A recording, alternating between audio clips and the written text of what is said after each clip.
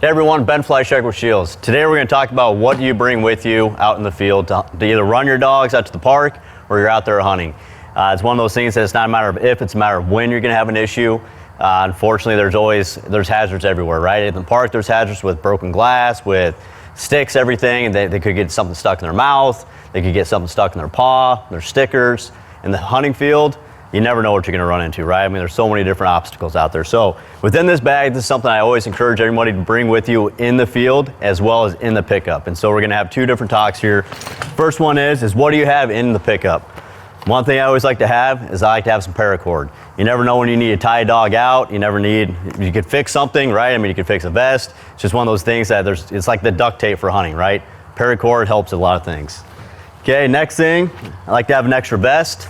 And so not all times does a dog need a vest. So out in the park when you're just dinking around, you may not need a vest. If there's a lot of fencing around, I would encourage you to put a vest on your dog. Again, it's just one of those things that if you can avoid that dog getting a barbed wire cut on the cross their back, you might as well just put the vest on.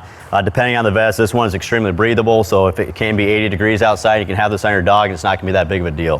The other thing is that I like to see protection on the chest as well as protection on the belly with breathable material. So always have an extra vest with you. You never know when you're going to need it.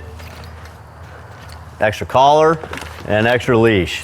Why these are important is that it's just one of those deals that I could have sworn I put my leash in my bag, or I could have sworn that leash is in the back of the pickup or in the back of the SUV.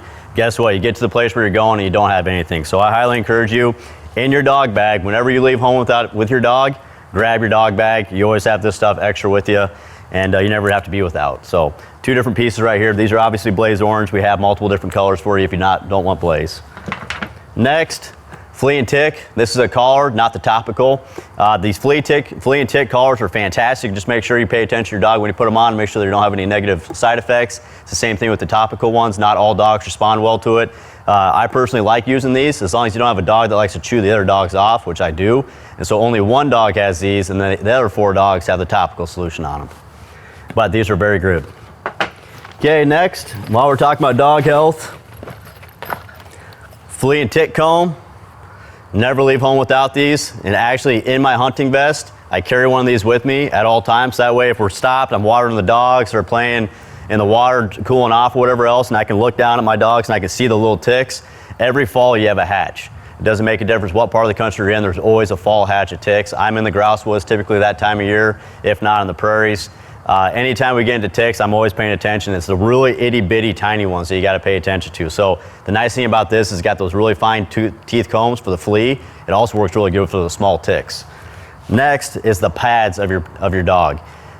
Depending on where you're at in the country and kind of depending on where you kind of travel to and from, it's one of those things that if you're on the eastern part of the country, it's very moist. And so the pads of a dog's foot tend to stay a little bit softer. If you're out west where it's super arid and dry, everything's sharp and pokey, and so that they turn into more leather. And so if you're flopping, going from different directions, across the country, you're going to run into issues at some point. Again, it's not a matter of if, it's a matter of when. And so this is something you can help not only condition your dogs. It's got lanolin oil in there. It smells great. It doesn't stink that bad. You can put that on your dog's pads weeks coming up into the hunt or wherever you're going. If you're taking a family vacation out to the Grand Canyon, you're bringing your dog, I would be putting this on them. It's just one of those preventative measures that we can do as owners to help the dog have a good time. Because the pads aren't going to get cut, they're not going to get too hot, they're not going to burn up as quick, and then vice versa. If they're too soft, they just cannot handle that hard ground, and then vice versa. Those wet pads, or a super dry pad from the west going into the wet climate, they actually kind of start peeling, kind of like what our skin does. So this is something that's really good for a dog. I also like to keep extra whistles with me. I tend to break my whistles at times, so I have a plastic one, which is my favorite to use. This is a sport dog. I'm a big fan of these. And I also have a metal one in case I break the plastic ones. And this is, again, I've already got something on my vest or on my lanyard already. These are extras. I like to use these tethers. Many different options on those. Okay, next, extra water bottle. I like to use these SCHEELS water bottles. They don't leak on you. They can still squirt water out. I'm a big fan of these. I always have a full one with me. Next thing is a healthy treat. GlycoFlex is a great treat for that. It's one of those deals that you know, if you have a dog that might be a little bit overweight, well, maybe stop giving them that type of treat and get something that's got like a dual purpose. Not only does it taste good and they see it as a treat, but also are getting some nutritional value of this. And so the GlycoFlex has got it's got a whole bunch of different things in there. This is mainly for the joints and everything, but it's still healthier than what you would see with, you know, one of those other brands out there.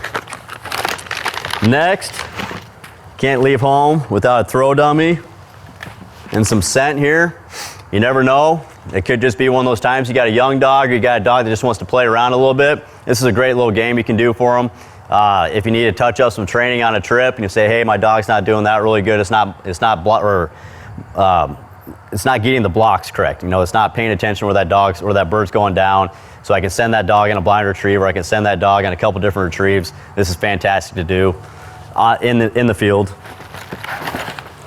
Next thing, dog aspirin. If you have an older dog, or if you're doing a lot of heavy hitting, you know, with the running the dogs or working the dogs, wherever it might be, I'm a big fan of using some of this. You got to use it within, you know, don't have a full 3-week, you know, rotation of it, but use it when it's needed. However, if I know if I'm working my dogs extremely difficult or extremely hard, I'm giving my dogs this at the end of the day. So that way when we, you know, are driving back 3, 4, 5 hours back home, they have a time for this to kick in. They can relax a little bit. They're not so sore when they get up out of the dog box, and it just works really well.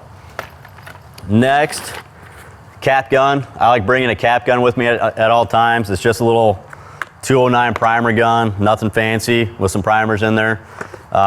It's good because you can still work on your dogs at all times. I mean, if you're out there in the field and you're a destination and all of a sudden you have an issue, well, I'd rather not spend a $2 shotgun shell or $1 shotgun shell when I can take a 209 primer. You know, take that dummy, throw it, snap gun it, thing's good, right? I mean, all the dots can be connected.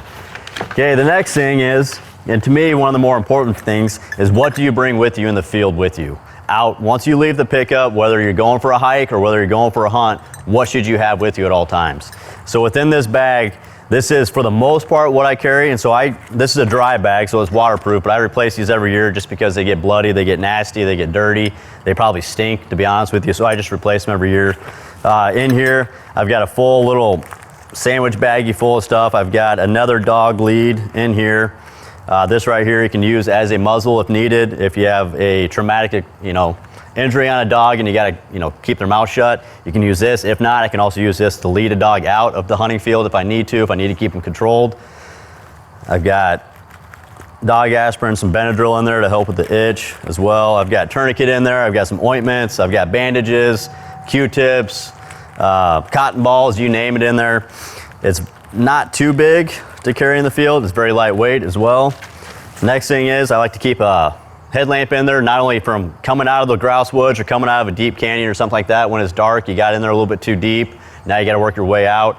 It's just beneficial, as well as if something bad happened to your dog in low light conditions, at least I can see it now, right? My hands are free, I don't have to worry about holding my cell phone or a flashlight. Clip this on my hat and go forward. Next thing, another flea and tick comb. This is what I like to keep in the field with me, so that way, again, kind of like we talked about with this smaller silver one, if I'm out there, I'm just sitting down, I see ticks on my dogs, I just comb them out right now. Even though they're treated, don't care, I just want to get those ticks off. I do not want Lyme disease. I've seen what it's done to dogs before, so not a big fan. Next, I keep a couple different types of athletic tape in there. So I've got kind of that clear one that tears easy, and then I've got the standard one that we're all used to. So I like to keep both these in there. The reason why is that I like to put this dressing on the dog first after I've got gauze, and I like to follow it up with this standard. This stuff's just a little bit more durable in my opinion, but I also want to make sure it does not come off when we're out in the field. Okay, hemostats, just little guys. The reason why is you don't know, obstruction in the eyes and the ear. Be careful obviously with that. For the most part, it's usually because of porcupines. If you have dogs that are suspect to get into porcupines, this is always something really good to have with you, so that way you can get it if you don't have pliers on you. Next, I got another bell in here, or a bell I should say. I like to run the GPS collars, and so if I have a GPS issue, communication's lost, the collar's dead, the transmitter's dead, I like to know where my dogs are at, so I just keep this extra bell. So that way we can still get back to the pickup, or we can still continue our hunt, or wherever. Even if we're at a park and it's a lot of trees or a lot of big country, you can put this on your pet as well. It does not have to be a hunting dog. And last but not least, one thing that I think that is overlooked greatly by a lot of hunters out there, as well as just outdoor enthusiasts, is that this right here is called a snare cutter. So a snare wire cutter. Very simple. We sell them in our stores. Great price for it. It's a $20 investment that could save your dog's life, essentially. Again, it's not one of those things that it's a matter of if, it's when. I've been a part of hunts before where a dog has been captured in a snare. I'm a big trapper. I have no ill feelings against anybody trapping. Again, like I said, I love bird dogs, but I love trapping just as much as I love running bird dogs. But that's why I carry this. It's because I understand the dangers if a dog gets into a snare. I've never seen a dog go down, but it's been, you know, some of those high stress moments that if we did not have snare cutters, I don't know what we would have done. But yeah, so please, please, please, please, if you're in the field enough, this is something you need to think about carrying with you at all times. But with that, this is primarily what I carry with me at all times. So I've got in the field bag, we've got in the pickup bag, and one thing we'd like to see is we invite all you guys to kind of give us some of your feedback. What do you carry with in the field? What are some situations that you guys have been into that you wish you would have had something else? You know, it's one of those deals that you can't carry this with you out in the field, right? I mean, because that essentially is what we need to have, right? Everything. But what do you carry with you in your vest? What do you carry with you in your truck? Thank you.